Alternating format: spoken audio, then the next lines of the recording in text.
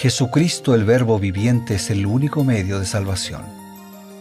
Él es el centro del pensamiento de nuestra vida, la fuente y la autoridad de la doctrina. El principal propósito de la vida de Cristo fue la obediencia a los mandamientos, exaltando la ley de Dios como un reflejo de su carácter. El principal mensaje a ser predicado en el mundo, basado en Apocalipsis 14, está representado por 3 ángeles llevando el Evangelio eterno al mundo entero. Este mensaje se basa en los encantos inigualables de Cristo y declara que la hora del juicio ha llegado y llama a obedecer los mandamientos de Dios. Mediante su palabra, Dios ha comunicado a los hombres el conocimiento necesario para la salvación. Las Santas Escrituras deben ser aceptadas como dotadas de autoridad absoluta y como revelación infalible de su voluntad.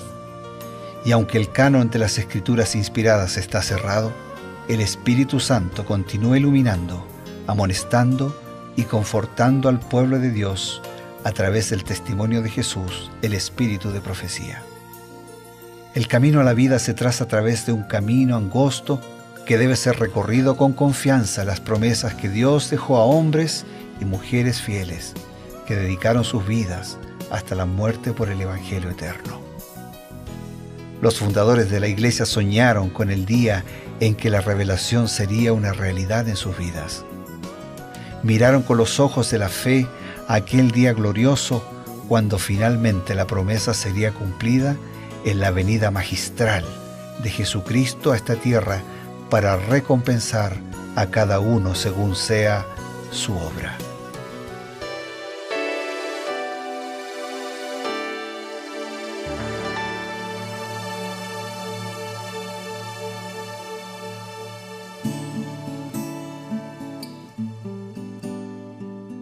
Es con mucha alegría que nos encontramos nuevamente aquí en Reavivados por su Palabra.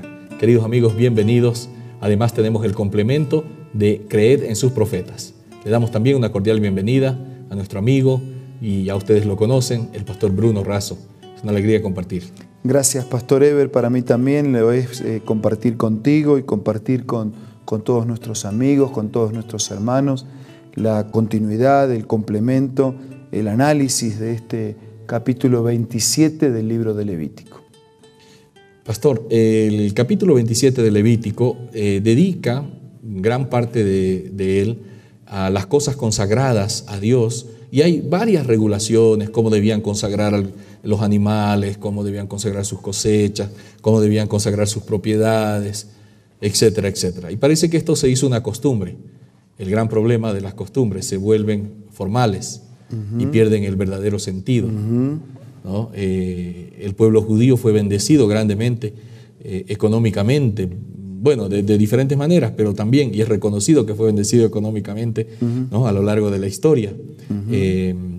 Aquí hay un detalle: muchos en Israel hacían ostentación y hacían una pompa al dedicar sus casas, sus propiedades a Dios, pero aparentemente eso era solo por orgullo, mientras descuidaban sus deberes para con la casa de Dios.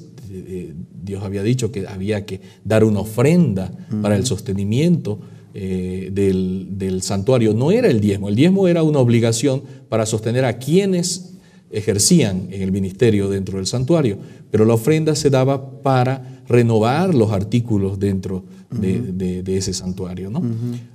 Pues bien, ¿qué nos dice el Espíritu de Profecía respecto a esta actitud del pueblo de Dios, olvidándose o tal vez siendo muy reticentes a ofrendar para la casa de Dios? Voy a leer, Pastor Eber, una declaración del Espíritu de Profecía que dice así: pero dirá alguno, si el Señor ha de venir tan pronto, ¿por qué usted insta a nuestros constructores a colocar el mejor material en los edificios que levantan? ¿Nos atreveríamos a dedicar a Dios una casa edificada con material ordinario y construida en forma tan descuidada que corra el riesgo de ser levantada por el viento fuerte? ¿Nos avergonzaríamos de colocar un material indigno en un edificio para el Señor? Yo no aconsejaría a nadie que colocase material sin valor en la casa. O sea, hay quienes colocan más dinero, más recursos, más ganas, más motivación, más fuerza en la construcción de su propia casa, de sus propios bienes, que en la edificación de una casa para Dios. Y lo que aquí está queriendo decir, que cuidado, ¿no? No sea que el orgullo nos gane la partida, Claro. y en el fondo nos coloquemos a nosotros en el centro. La religión de la Biblia es una religión teocéntrica, es decir, Dios en el centro. La religión de nuestros días es una religión antropocéntrica, es decir, el hombre en el centro. Y eso hace la gran diferencia y hace toda la diferencia. Por eso una pregunta clave para reflexionar en este momento, que tiene que ver no solo con la construcción, con la edificación, con las casas, con las cosas, sino que tiene que ver con todo, es esta. ¿Quién es el centro de tu vida? ¿Dios o nosotros mismos?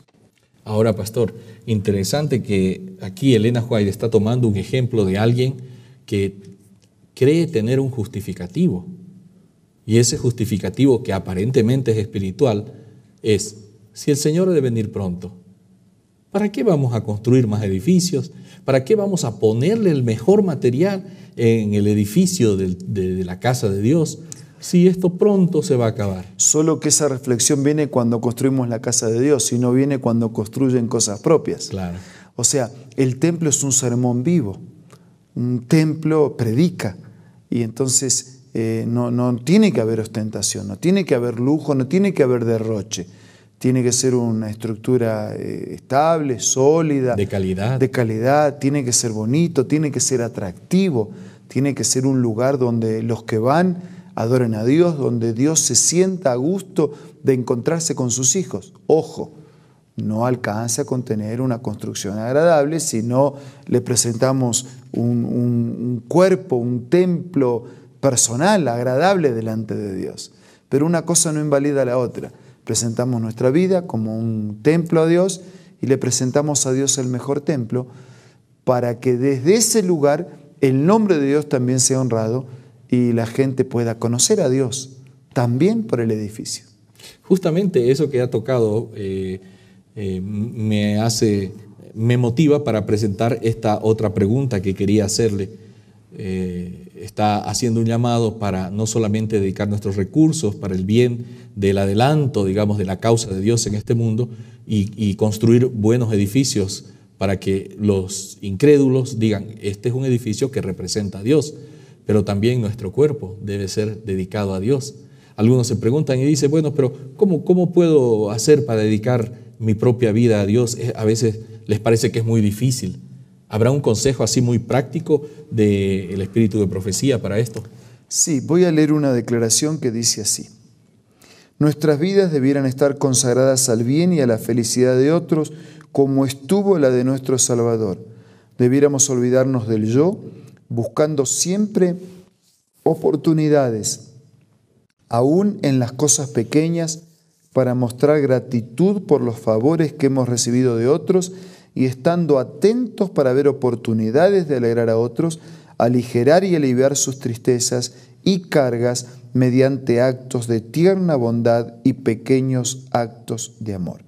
Quiere decir que antes de dedicar nuestra casa a Dios, incluso antes de dedicar una casa de Dios para Dios, tenemos que dedicar nuestra vida, que también es casa de Dios.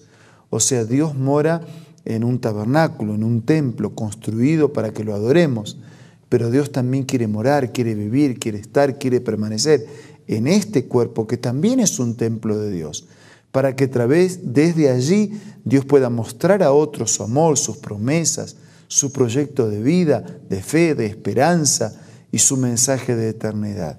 Por eso dice que es nuestra responsabilidad consagrar nuestra vida a Dios, ponernos a disposición, al servicio de los demás, aliviar sus cargas, aprovechar cada oportunidad, aún en las cosas pequeñas, ser agradecido con Dios, ser agradecidos con los otros, alegrar a otros y mediante actos de tierna bondad y pequeños actos de amor, ser serviciales para los demás. Hay un argumento contundente presentado por Juan, que dice así: el que dice que ama a Dios y no ama al prójimo, es dura la declaración, ¿no?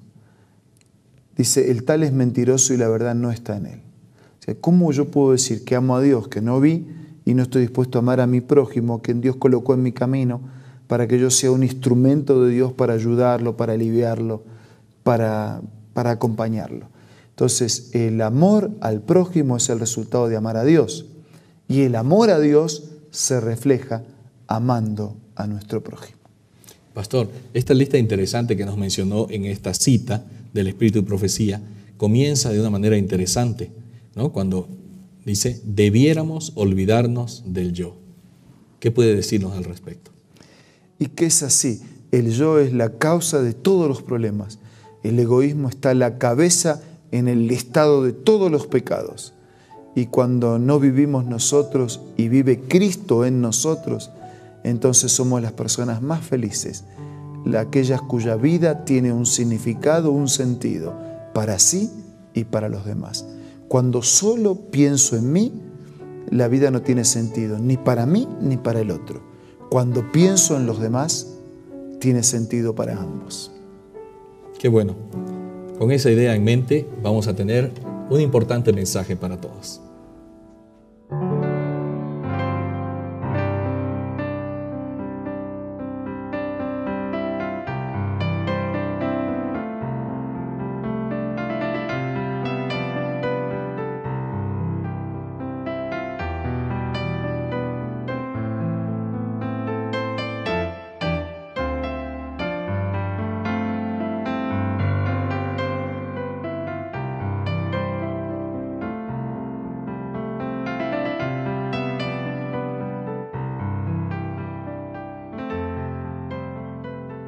¿Qué tal?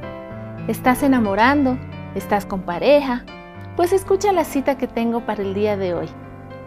El casamiento es algo que afectará vuestra vida en este mundo y en el venidero. Una persona que sea sinceramente cristiana no hará progresar sus planes en esa dirección sin saber si Dios aprueba su conducta. No querrá elegir por su cuenta, sino que reconocerá que a Dios incumbe decidir por ella. Si hay un tema que debiera considerarse con mente serena y juicio desapasionado, es el tema del matrimonio. Si alguna vez la Biblia es necesaria como consejera, es antes de tomar un paso que unirá a dos personas por toda la vida. ¿Qué tal? Interesante, ¿verdad? Esta cita tú puedes encontrar en este libro maravilloso, Carta para Jóvenes Enamorados, escrito por Ellen G. de White, una autora conocida mundialmente. Te invito a que tú puedas adquirir este material y que no se pierda de tu biblioteca personal, o si te gustan la tecnología, puedes descargar la aplicación Ellen G. de White del App Store o del Play Store.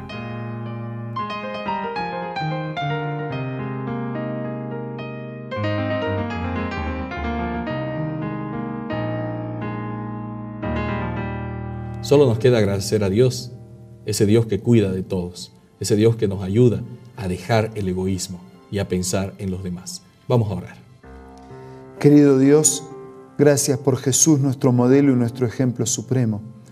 Ayúdanos para que también nosotros, despojados de todo egoísmo, vivamos la vida que Cristo vivió, de desprendimiento de nosotros mismos, de vivir con tu presencia permanente y proyectarnos para amar y para servir a nuestro prójimo. Te ruego que abraces fuertemente a todos nuestros amigos y hermanos, en sus luchas, en sus necesidades, sus privaciones, y que tú puedas guiar la vida de cada uno y de todos. Lo pedimos, lo agradecemos en el nombre de Jesús. Amén. Amén. Esto ha sido Revivados por su palabra. El complemento, creed en sus profetas. Nuestro encuentro el día de mañana.